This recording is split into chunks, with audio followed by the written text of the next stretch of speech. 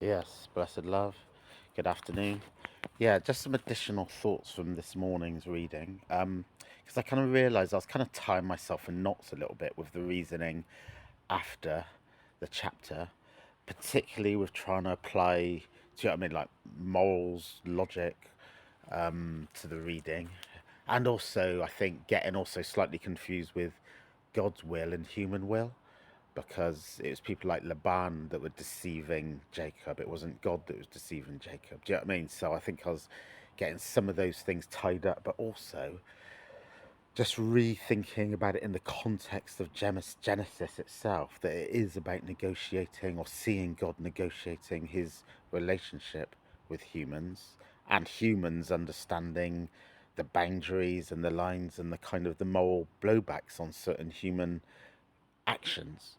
Do you know what I mean? So, for example, with Jacob, in Jacob, we saw previous deception that him and Rebecca were doing against Isaac and Esau, etc. And I know Esau has some element of responsibility there in terms of selling his birthright, but there were other deceptions that Jacob enacted himself. But now in this chapter that we read today, chapter 29, we saw Jacob being deceived. And some of those kind of paybacks, if you like, the earlier deceptions that he was doing to Esau and his father, then he's then the butt end of some of those deceptions as well. So we're kind of seeing those complexities in terms of consequences of actions, and also learning the hard way, learning by your mistakes, and yeah, God's agency versus human action and will. Um, so yeah, it's complicated, but I think it is complicated for a reason.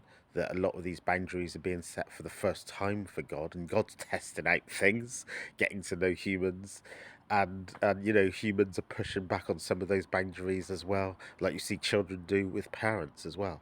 So this is just this little short re-reflection on this morning's reading.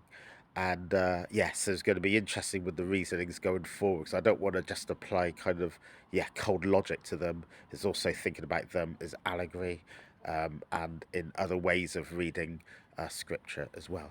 So early days of this journey. So iron sharpens iron, and it's all good. All right then, blessed love. Give thanks. One.